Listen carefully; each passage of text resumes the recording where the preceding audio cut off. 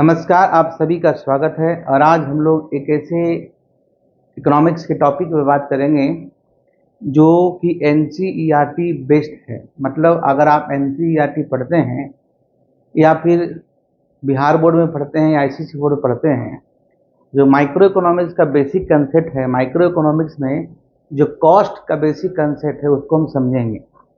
तो जो भी विद्यार्थी सुन रहे हैं आप सभी के लिए महत्वपूर्ण है। और हम लोग आज के क्लासेज में कॉस्ट से संबंधित बेसिक जानकारी को हासिल करेंगे। और अगर पूरे वीडियो को देखते हैं, पूरे सेशन को देखते हैं, तो कॉस्ट से संबंधित जो भी समस्याएं हैं आपको आज खत्म हो जाएगा। बेसिकली इकोनॉमिक्स में जो कॉस्ट होता है उसको हिंदी में लागत कहते हैं। कॉस्ट का मतलब होता है कि जब प्रोडक्शन करते हैं, किसी वस्तु का जब उत्पादन करते हैं तो उत्पादन के जो दरमियान जो कॉस्ट लगता है, जो खर्च आती है, उसे हम लोग सामान्य तौर पर कॉस्ट कहते हैं। वैसे भी कहते हैं कि cost refers to total expenditure which incurs on the production of a commodity during the process of production. किसी वस्तु को उत्पादन करने के दरमियान जो पूरा खर्च लगता है उसे हम लोग कॉस्ट कहते हैं। इसके पहले जब आप कॉस्ट के पहले कॉस्ट प्रोडक्शन चैप्टर पढ़ रहे थे तो प्रोडक्शन में हम आपको दो चीज़ बताए थे। प्रोडक्शन में आपको बताया था फैक्टर्स ऑफ प्रोडक्शन, एक होता है non factors of production. Factors of production में जैसे लैंड है, लेबर है, कैपिटल है और इंटरप्रीन्योर है। और नॉन फैक्टर प्रोडक्शन में बताए थे रॉ मटेरियल अदर्स है। ये दोनों को मिलाते हैं, यानी कि जो फैक्टर्स ऑफ प्रोडक्शन और नॉन फैक्टर्स ऑफ प्रोडक्शन दोनों पे जो खर्च होता है उसके योग को हम लोग इकोनॉमिक्स में कॉस्ट कहते हैं। क्या बोलते हैं? कॉस्ट कहते हैं, जिसे हम लोग पढ़ चुके हैं। हम लोग प्रोडक्शन के बाद कॉस्ट पर हैं तो प्रोडक्शन कॉस्ट कहते हैं। क्लियर है?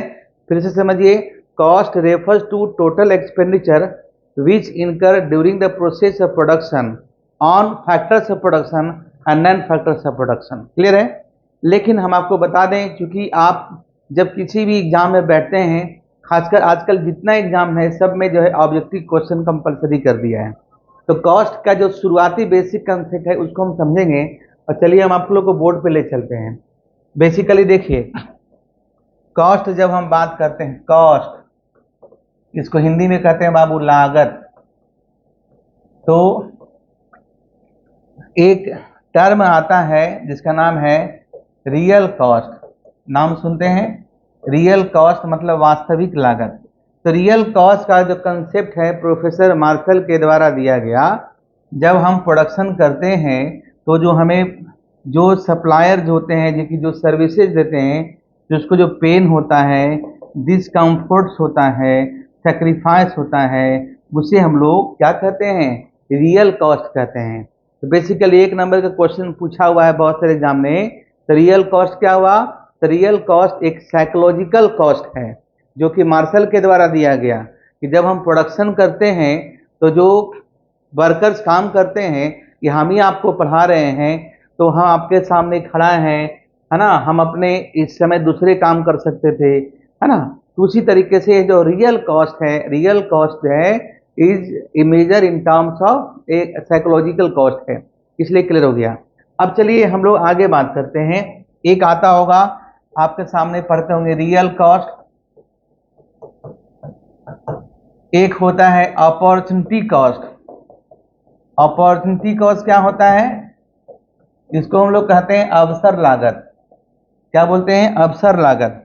इसको हम लोग पीपीसी में जब पढ़ रहे थे, पीपीसी प्रोडक्शन फैसिलिटी कर पिछले लेक्चर में दिया होगा, तब हम आप लोग को अपॉर्चुनिटी कॉस्ट और मार्जिनल अपॉर्चुनिटी कॉस्ट का डिस्कशन किए थे। बेसिकली जब हम कोई काम करते हैं हमारे सामने दूसरा ऑप्शन भी होता है।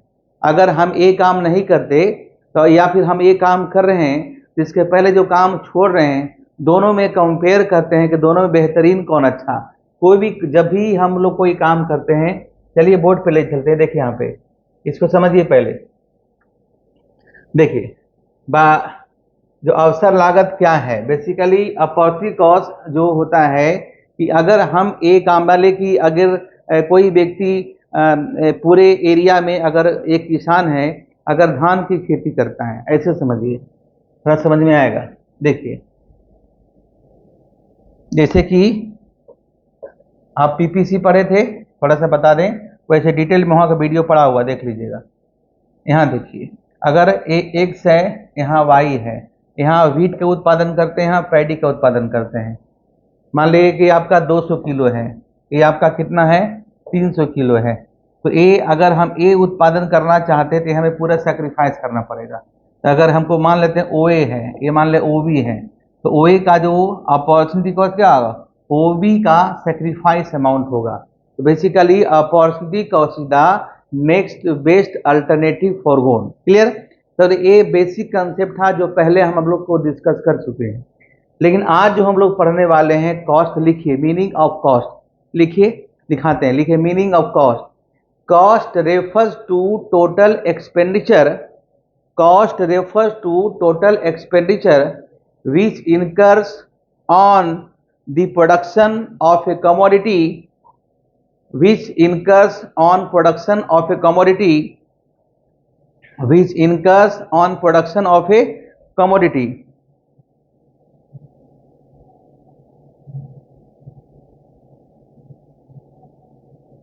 Which incurs on production of a commodity.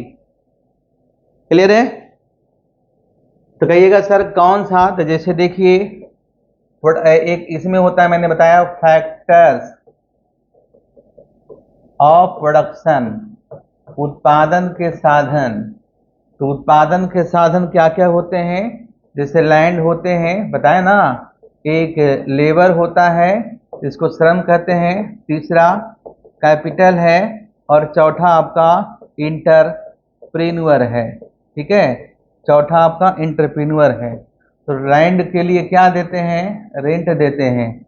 Labour को क्या देते हैं, वेज देते हैं। कैपिटल को क्या मिलता है, इंटरेस्ट मिलता है, और इससे क्या मिलता है, प्रॉफिट मिलता है। क्लियर, क्या मिलता है, प्रॉफिट मिलता है। इसको तो जोड़ेंगे, इतना प्लस इतना प्लस इतना, अब प्लस कर देंगे, है ना, रॉ मटेरियल्स एंड अदर्स, है ना। तो उस पर जो खर्च आएगा इन सभी को जोड़ेंगे तो वही आपका कॉस्ट कहलाता है। क्या कहलाता है, कॉस्ट कहलाता है। अब देखिए एक पढ़ते होंगे कि एक क्वेश्चन पूछता है, C is the function of output.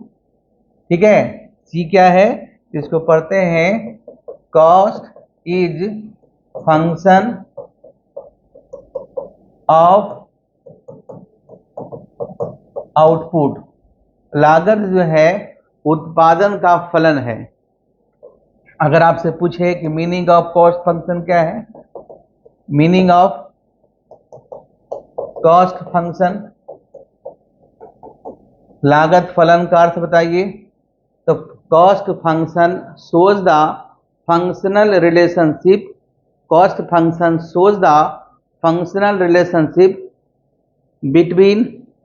between cost and output, between cost and output, between cost and output। ठीक है।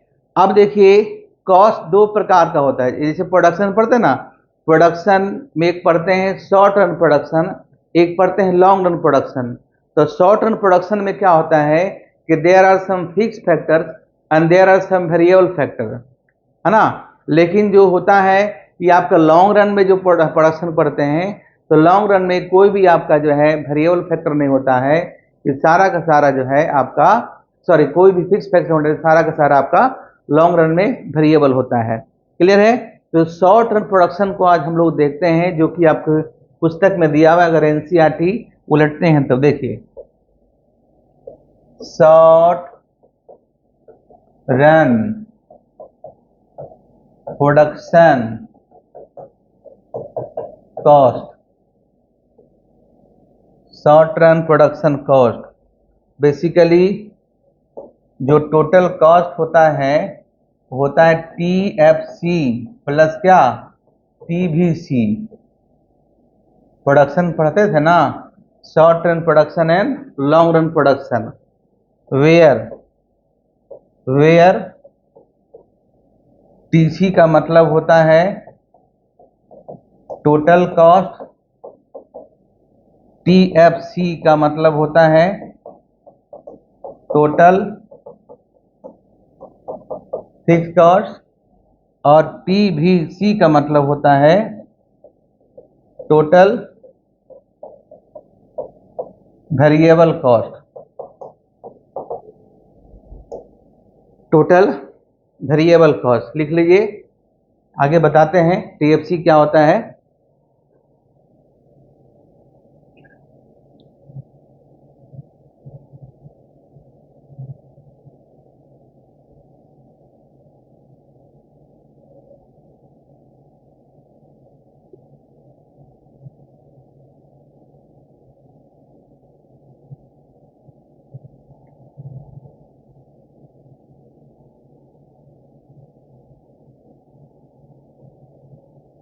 लिखिए, देखिए होता क्या है कि जब हम प्रोडक्शन करते हैं तो कुछ फैक्टर फिक्स होते हैं और कुछ वेरिएबल होते हैं। जैसे टेक्नोलॉजी हमारा शॉर्ट टर्म में फिक्स होता है, या हमारा लैंड साइज है तो फिक्स होता है, यानी रेंट हमारा फिक्स होता है। रेंट जो है ना, जैसे जब दुकान की बात करते हैं तो रेंट फिक्स है। बिजली जलाते हैं उसका भी फिक्स है। यदि हम अपने के यहाँ लेबर रखते हैं उसमें भी कुछ फिक्स सैलरी वाले होते हैं, कुछ डेली पर काम करने वाले होते हैं।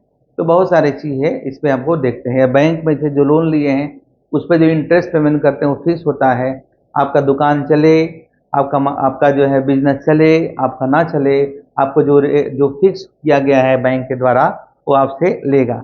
या यदि मकान मालिक से आप किसी चीज़ पर किराए पर लिए हैं तो आपका बिजनेस चले या ना चले आपको फिक्स रेंट आपको देना पड़ेगा। चलिए लिखते हैं meanings of total fix cost या फिक्स कॉस्ट।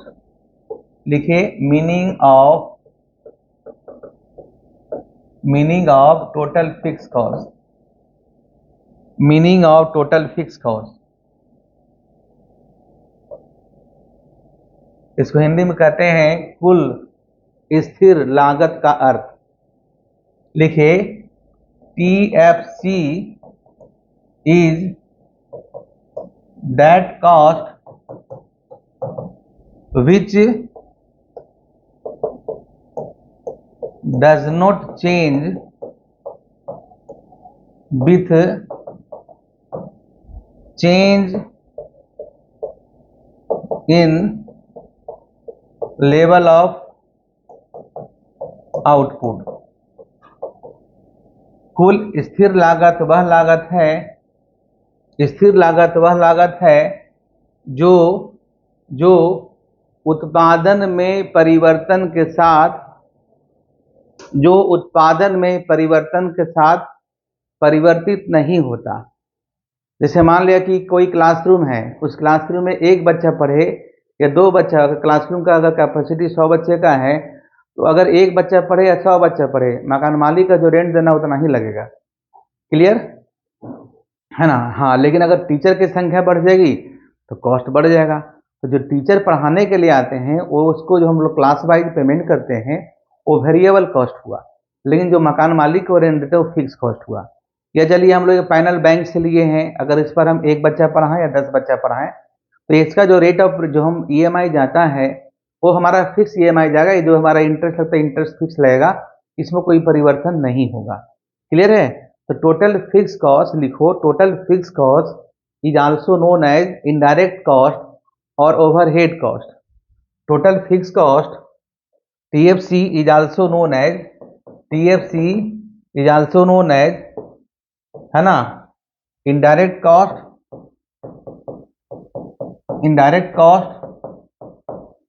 और सप्लीमेंट्री कॉस्ट नाम है, याद रखिए। क्लियर? अब इसको हम लोग डायग्रामेटिक रिप्रेजेंटेशन देते। लिखिए diagrammatic representation of total fix cost. Diagrammatic representation of total fix cost. जैसे कि देखिए यहाँ पे देख रहे हैं, यहाँ पे क्या है, यहाँ पे हम लेते हैं एक तरफ आउटपुट। देखिए यहाँ पर हम लेते हैं आउटपुट, यहाँ पे आपका जो है TFC है, टोटल फिक्स कॉस्ट है। तो देखिए जरा ध्यान से बोर्ड पे देखिए,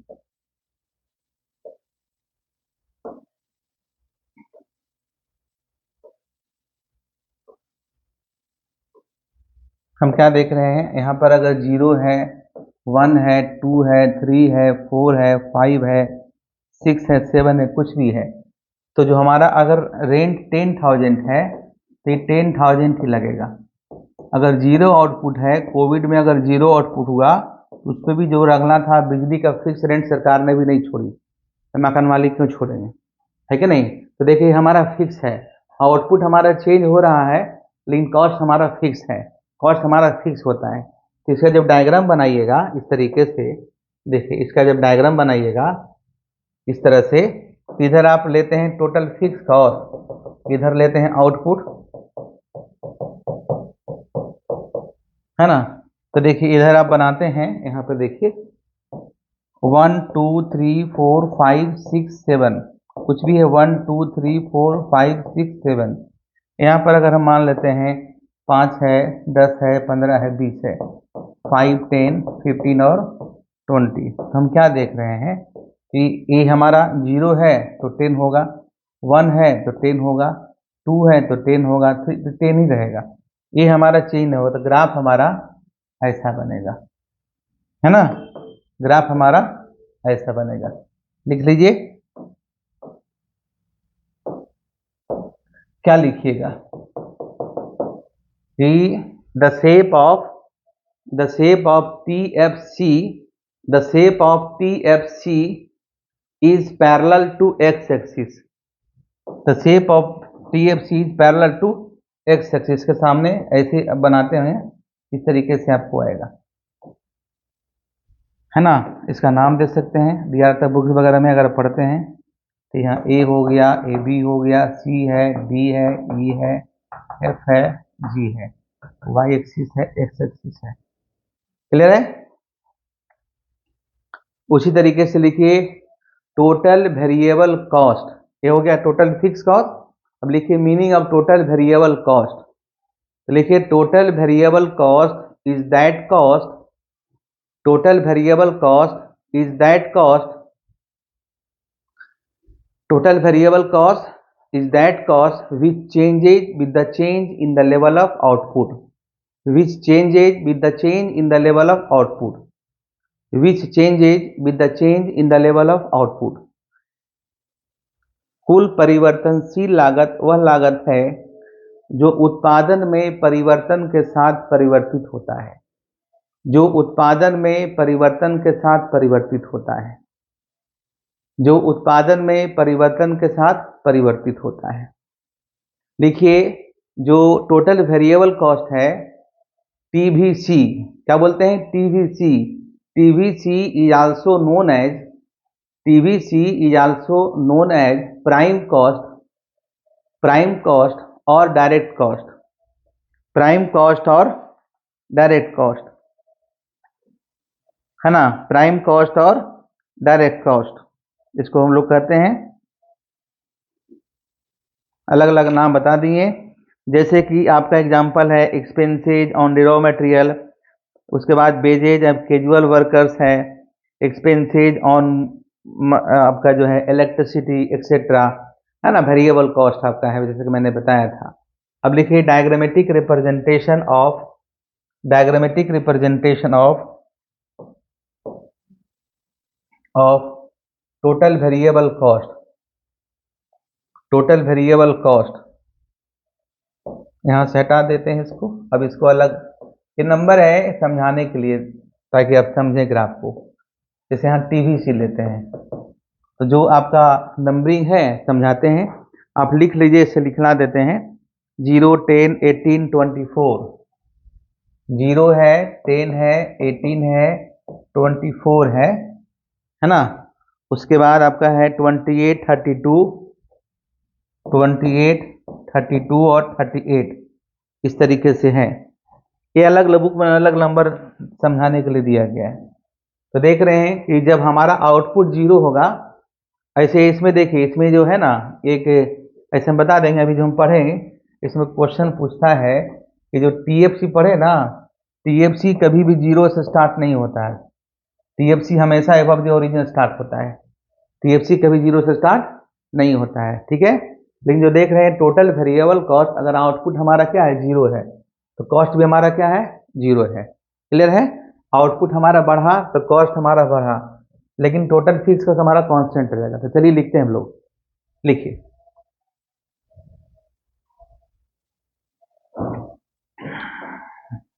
डायग्राम बनाइए फिर से, जैसे कि इस तरीके से आप लेते हैं ना, तो यहाँ लिखते हैं 0 1 2 3 4 5 6 तक है, 1 2 3 4 5 6 तक लेते हैं। यहाँ पर है, यहाँ पर तो यहाँ हम लोग 5 करके लेते हैं, 5 करके। 5 है, 10 है, 15 है, 20 है, 25 है, 30 है, 35 है, 40 है। 5 है, 10 है, 15, 20, 30, 35, 40, ये हो गया टोटल वेरिएबल कॉस्ट, है ना। तो अब जैसे यहाँ पे है ना, क्या लेते हैं, 0 है, तो जैसे 0 है तो 0 है तो यहाँ से लेते हैं। उसके बाद अगर हमारा 1 है तो 10 है, देखो 1 है तो 10 है, ऐसे लेते हैं। 2 है तो 18 है, 2 है तो 18 है, तो इस तरीके से स्केल से बनाइए तो और सुंदर आपका बनेगा। 3 है तो 24 है, 3 है तो 24 है, इस तरीके से बनाइएगा। तो जब बनाइएगा डायग्राम, देखिए आपका इस तरीके से डायग्राम आएगा, है ना, इस तरीके से डायग्राम आएगा। टोटल वेरिएबल कॉस्ट ऐसे रहता है, बन जाएगा टोटल वेरिएबल कॉस्ट, है ना। नामांकन कर दीजिएगा, क्लियर है। देख रहे हैं, इसको इसको बनाया, टोटल वेरिएबल कॉस्ट आपको आ गया। तो टोटल वेरिएबल कॉस्ट क्या है आपका, जीरो ओरिजिन से स्टार्ट होता है। अब लिखिए टोटल कॉस्ट, क्या लिखेंगे, टोटल कॉस्ट। तो total cost the summation of total fix cost and total variable cost. तो चलिए फिर से हम यहीं पे बनाते हैं, यहाँ हटा देते हैं इसको, तो इसको फिर से हम लोग लिखते हैं। यहाँ है ना दिया, वाह, इसको थोड़ा छोटा कर देते हैं, देखिए।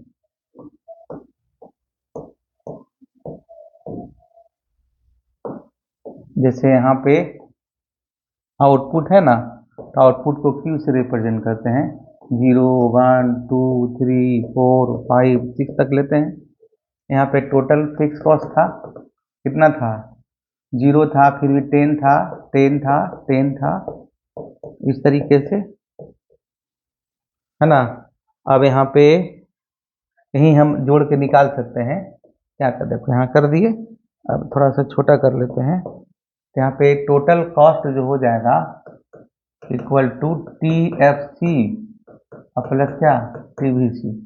तो जोड़िएगा तो कितना आएगा, 10 आएगा, फिर 20 आएगा, फिर कितना आएगा, 28 आएगा, 34 आएगा, 38 आएगा, 42 आएगा और 48 आएगा। देख रहे हैं, समझ रहे हैं। अब यदि इस तीनों को एक साथ बनाएंगे, डायग्राम को बनाइए। यहाँ पर कितना तक है, यहाँ पर देख रहे हैं आपका है 0 1, सॉरी ऐसे लिखते हैं ना, यहाँ से लेते हैं। 0 लिए ना, 1 2 3 4 5 6, ठीक है। यहाँ पर फिर लेते हैं, 5 है, 10 है, 20 है, 25 है, 5 10 15 20 25 30 35 40 45 और 50 तक लेते हैं, है ना। तो सबको एक ही में दिखलाना है, तो सबको एक ही में दिखलाना है, तो यहाँ पर तो हम ले रहे थे, जैसे यहाँ पे हमारा आउटपुट है, तो यहाँ पर है 0 तो 10, फिर यहाँ 10 10, तो ये आपका जो है TFC ऐसा बना था ना, देखिए पीछे वाला कॉपी पे TFC आपका ऐसा बना था। और टोटल वेरिएबल कॉस्ट कैसे बना था, तो टोटल वेरिएबल कॉस्ट इसको बनाइएगा, इसको और इसको लेके, तो आपको इस तरीके से आएगा। और जो टोटल ये हो गया टोटल वेरिएबल कॉस्ट, क्या हो गया, टोटल वेरिएबल कॉस्ट। और जो टोटल कॉस्ट बनाइएगा, देखिए 0 है तो टोटल कॉस्ट कभी 0 नहीं होता, तो यहाँ से शुरुआत होगा, देखिए यहाँ से लीजिएगा, 10 है, फिर है 1 है तो 20 है, 1 है तो 20 है, इस तरीके से बनेगा। और जब बनाइएगा इस तरीके से, फिर से बताते हैं, ये जब बनाइएगा डायग्राम ना, ये आपका टोटल कॉस्ट आ जाएगा। तो total fix cost above the origin, total cost above the origin, total variable cost from the origin. इस तरीके से तीनों डायग्राम आपका आ गया। क्लियर है? तीनों डायग्राम आपके पास आ गया। तो ये हो गया टोटल कॉस्ट। क्या हो गया? टोटल कॉस्ट का कंसेप्ट। अब चलिए सीखते हैं। यहां तक हो गया। तो हम लोग आते हैं, देखिए, कंसेप्ट ऑफ एवरेज कॉस्ट, है ना। इसको बोलेंगे औसत लागत की अवधारणा। एवरेज कॉस्ट क्या होता है? Total cost by output. Q क्या है? आउटपुट। तो चूंकि हम जानते हैं कि total cost equal to TFC plus TVC होता है, इसलिए AC इक्वल टू हो जाएगा TFC plus TVC by Q हो जाएगा। इसको हम लिख सकते हैं ऐसे, TFC by Q plus TVC by Q, ये क्या है? AC है। और TFC को Q से भागा देंगे तो क्या मिल जाएगा? हमें मिल जाएगा AFC, और प्लस क्या मिल जाएगा? ABC, AC। तो AC इक्वल टू A होता है ना। लिख लीजिए, वेयर, है ना, वेयर जो AFC होता है, एवरेज फिक्स कॉस्ट होता है, ABC जो होता है एवरेज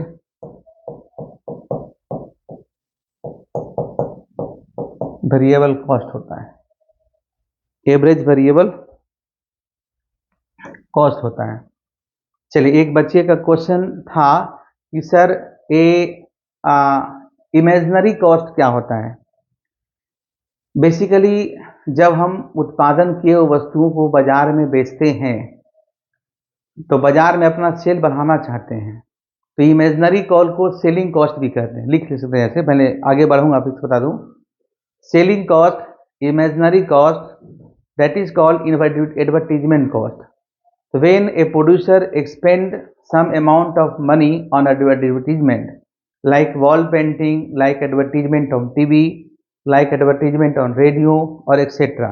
हैंडबिल, तो इसे हम लोग कहते हैं सेलिंग कॉस्ट। सेलिंग कॉस्ट मतलब हम अपने उत्पाद को, जो उत्पादित किए वस्तुओं को डिमांड बाजार में बढ़ाना चाहते हैं, तो उस पर जो एडवर्टीजमेंट पैसा खर्च करते हैं उसे हम लोग सेलिंग कॉस्ट कहते हैं। तो advertisement cost equal to selling cost, selling cost equal to imaginary cost. Imaginary cost इसलिए कहते हैं कि ये लोगों का इमेजिनेशन चेंज कर देता है। जैसे किसी भी प्रोडक्ट का एडवर्टीजमेंट अगर शाहरुख खान कर रहे हैं, सलमान खान कर रहे हैं, दीपिका पादुकोण कर रही हैं, या कोई ऐसे व्यक्ति कर रहे हैं जिसका एक मार्केट में है कि उसका क्या सेलिब्रिटीज हैं, तो उससे उन लोगों को इमेजिनेशन चेंज कर देते हैं। जैसे कोई अगर खूबसूरत लड़की अगर किसी प्रोडक्ट साबुन का प्रचार करती है तो अगला व्यक्ति को लगता है कि उसी साबुन को यूज करने से इतनी खूबसूरत है, और इससे लोगों का जो कंज्यूमर का साइकोलॉजी चेंज हो जाता है और बाजार में उसके डिमांड बढ़ाने में मदद करती है। क्लियर है? इसे हम लोग कहते हैं सेलिंग कॉस्ट है, इमेजिनरी कॉस्ट। आगे बढ़ते हैं। एवरेज कॉस्ट हो गया ना, अब इसको हम लिखना शुरू करते हैं। क्या है? देखिए, AFC मतलब इसको बोलेंगे एवरेज फिक्स्ड कॉस्ट। क्या बोलेंगे? एवरेज फिक्स कॉस्ट, औसत स्थिर लागत। AFC is obtained by dividing TFC with output. लिखिए, टोटल कुल स्थिर लागत को कुल उत्पाद से भाग देने पर जो प्राप्त होती है उसे उसे उसे एएफसी कहा जाता है, उसे एएफसी कहा जाता है। अब इसको और समझिए, डायग्रामेटिक लिख सकते हैं, diagrammatic representation of AFC, diagrammatic representation of AFC. देखिए आप एक इस तरीके से बनाते हैं फिर से दोबारा, और यहाँ पर क्या लिए हैं, यहाँ पर लेते हैं उत्पाद, आउटपुट को उत्पाद कहते हैं, और यहाँ पे लेते हैं टीएफसी, और यहाँ पे लेंगे एएफसी, एएफसी। ठीक है, चलिए देखते हैं इसको करके कैसा आता है। कुछ करना नहीं है, जैसे अभी क्या लिए थे, 0 1 2 3 4 5 6 7 8, एक दो बढ़ा देते हैं ताकि ग्राफ और क्लियर हो पाए। ठीक है, इस तरीके से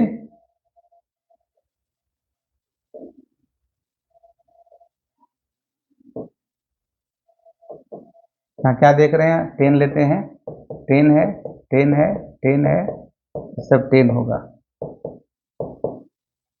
तो डिवाइड कीजिए, क्या ये तो इन्फिनिटी आएगा, फिर यहाँ 10 होगा, फिर क्या देख रहे हैं, तो 5 होगा, फिर 3.3 होगा, फिर 2.5 होगा, फिर 2 होगा। इस तरीके से अब बना लीजिए, बनाइए इसको, क्या आता है देखिए।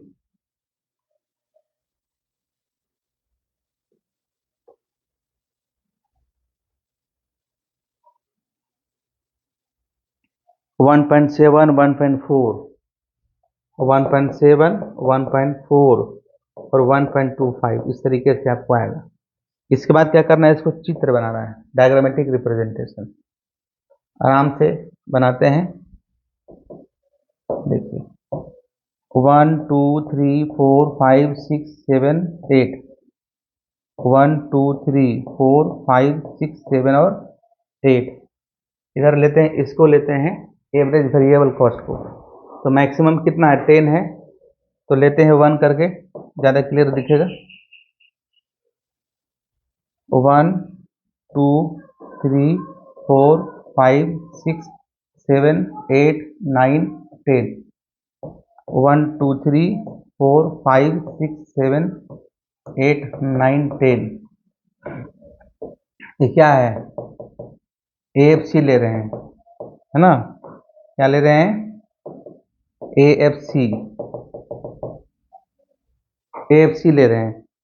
तो एएफसी ले रहे हैं, तो देखिए बनाइए तो जरा, इसको तो छोड़ दीजिए, 1 है तो 10 है, देखिए आप ऐसे बनाइए, ज़्यादा अच्छा लगेगा। 1 है ना, तो कितना है, 10 है, देखिए इस तरीके से बना, तो यहाँ पे एक पॉइंट मिलेगा, इसको थोड़ा और ऊपर ले जाइए, मिलेगा। दूसरा क्या है, 1 है, 2 है तो 5 है, सीधे देखिए 2 है तो 5 है, 2 है तो 5 है, 5 यहाँ पे आ जाते हैं। उसके बाद देखिए 2 है तो 5 है, फिर क्या देख रहे हैं, 3 है तो 3.3 है, 3 है तो 3.3 है, थोड़ा सा ऊपर लेंगे,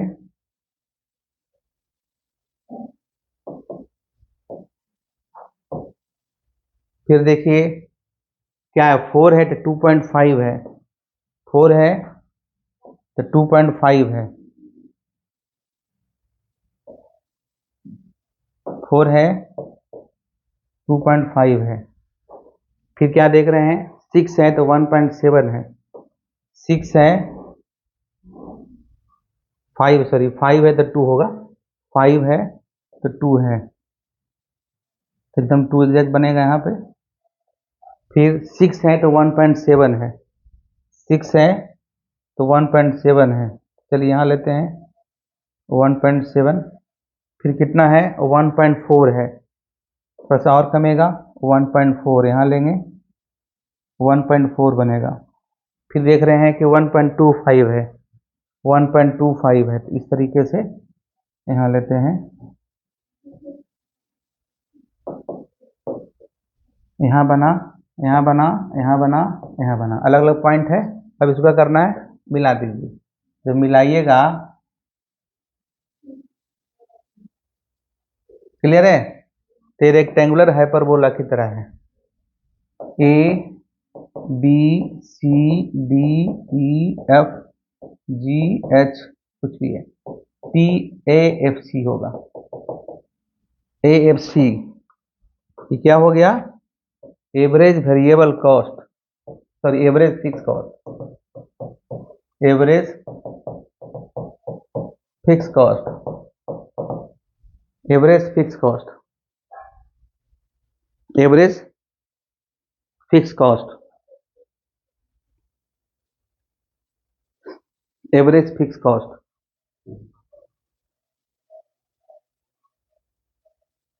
तो लिखिए, देयर इज एन पहले लिखो, there is an inverse relationship between AFC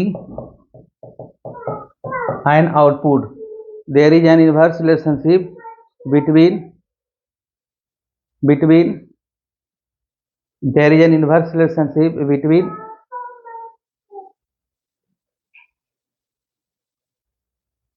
between AFC and output, between AFC and output. AFC is downward slope, AFC is downward slope which is left to right, AFC is downward slope which is left to right, AFC is downward slope which is left to right।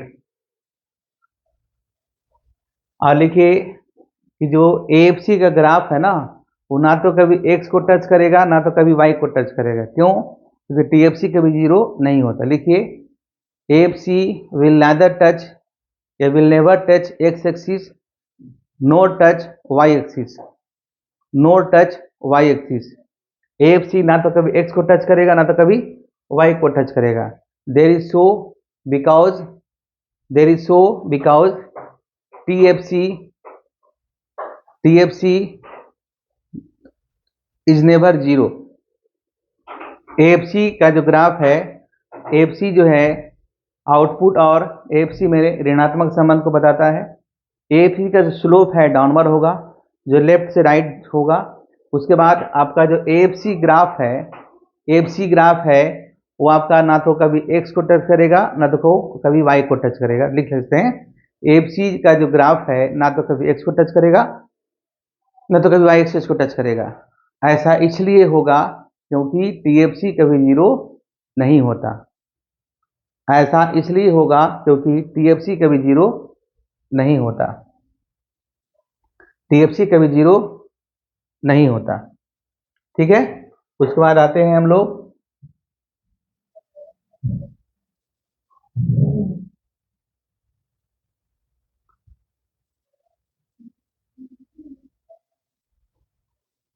बात करते हैं average variable cost. लिखिए,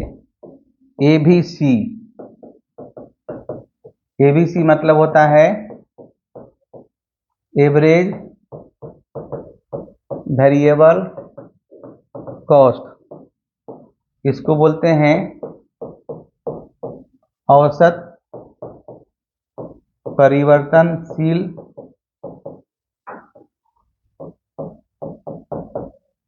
लागत, औसत परिवर्तनशील लागत, औसत परिवर्तनशील लागत, औसत परिवर्तनशील लागत।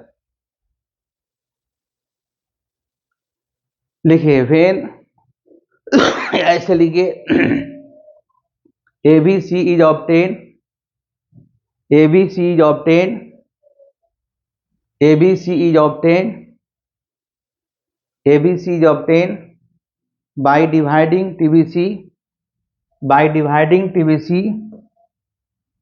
by dividing TBC with output। ऐसे लिखते हैं, ABC इक्वल टू होता है TBC by Q, TBC by Q, TBC by Q। Clear? लिखिए, देखिए कैसे निकालते हैं डायग्राम इसका।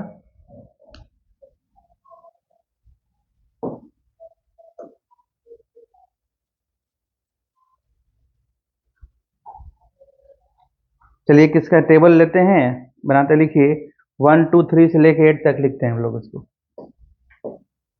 है ना।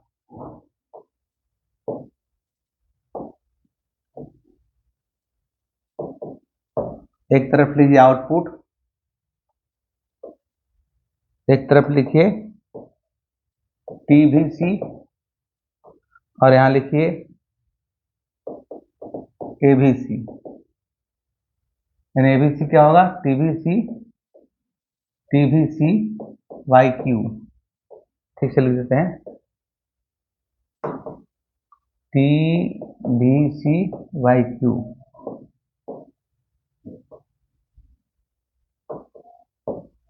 1 2 3 4 5 6 7 और 8।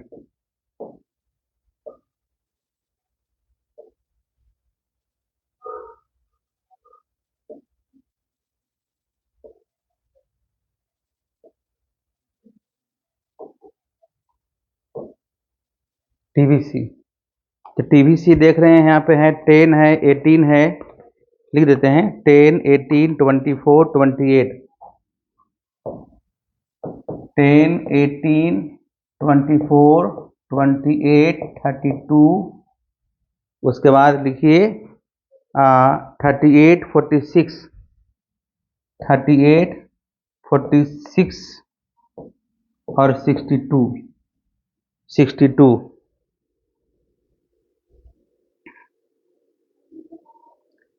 है ना। उसके बाद आप डिवाइड कीजिए,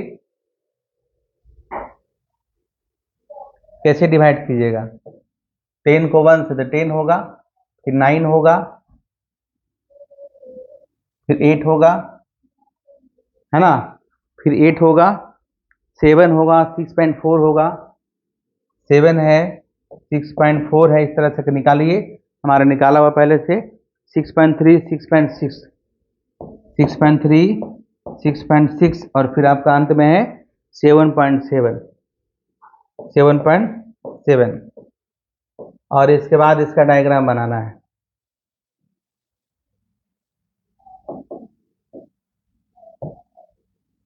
one two three four five six seven eight, 1 2 3 4 5 6 7 8 X है। अब यहाँ पे मैक्सिमम 10 है तो ले सकते हैं 1 करके, 1 2 3 4 5 6 7 8 9 10, 1 2 3 4 5 6 7 8 9 10। ये क्या हो गया, ये हो गया एवरेज वेरिएबल कॉस्ट। यहाँ पर लेते हैं आउटपुट, ठीक है। तो देखिए 1 है तो 10 है, तो 1 है,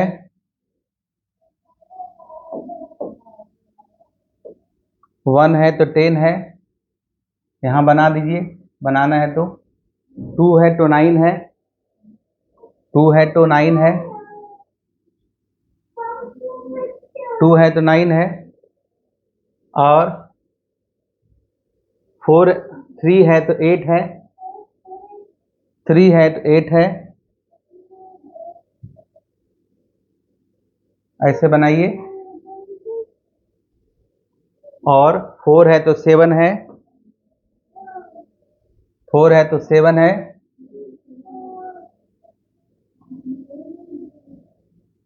और 5 है तो 6.4 है, 5 है तो 6.4 है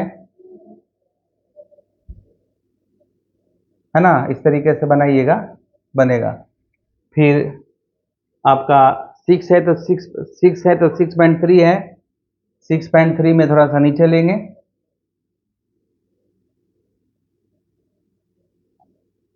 है ना।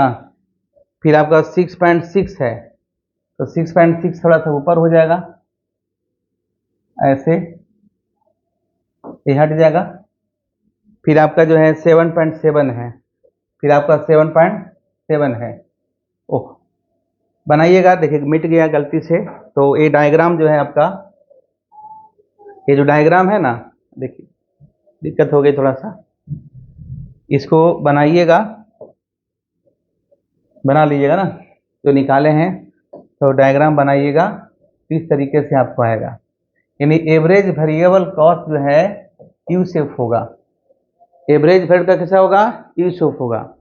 और मार्जिनल कॉस्ट कैसा, सॉरी आपका जो है एवरेज फिक्स कॉस्ट कैसा होगा, एवरेज फिक्स कॉस्ट जो है आपका जो है डाउनवर्ड स्लोप होगा। इसके बाद जो एवरेज कॉस्ट निकालिएगा, तो जो निकाले हैं ना, जैसे देखिए हम लोग निकाले हैं हम लोग निकाले हैं AFC, हम लोग निकाले हैं ABC, तो दोनों को जोड़ दीजिएगा तो मिल जाएगा आपको AC। अब फिर दोनों का जब डायग्राम बनाइएगा, उसका भी आपका होमवर्क है, होमवर्क निकालिएगा तो उसका भी आपका यू शेप आएगा। ये जो यू शेप आता है इसके पीछे कारण है, याद कीजिए, शॉर्ट रन में आपको बताए थे हमको लॉ ऑफ वेरिएबल प्रोपोर्शन, इसका भी लेक्चर यूट्यूब पर है, आप देखिएगा आपको मिल जाएगा। तो लॉ ऑफ वेरिएबल प्रोपोर्शन में क्या बताए थे कि पहला स्टेज में प्रोडक्शन बढ़ता है, तो जब प्रोडक्शन बढ़ेगा तो कॉस्ट क्या होगा, घटेगा। फिर सेकेंड में क्या होता है, कॉस्ट जो है प्रोडक्शन मैक्सिमम होता है तो कॉस्ट यहाँ मिनिमम हो जाएगा। और फिर प्रोडक्शन बढ़ना, और फिर क्या होता है कि प्रोडक्शन जो पहले बढ़ता है तो कॉस्ट घटेगा, फिर मिनिमम है, फिर प्रोडक्शन घटना शुरू हो जाता है तो कॉस्ट क्या होगा, बढ़ना शुरू हो जाएगा। तो अगर आपसे पूछता भी है कि शॉर्ट रन में जो कॉस्ट कर्व होता है, average variable cost, average cost, या आगे पढ़ेंगे मार्जिनल कॉस्ट, ये यू शेप क्यों होता है, तो इसके पीछे का कारण है कि लॉ ऑफ वेरिएबल प्रोपोर्शन। तो आज हम यहीं तक रखते हैं, अगले दिन हम लोग फिर इसको आगे कंटिन्यू करेंगे। धन्यवाद।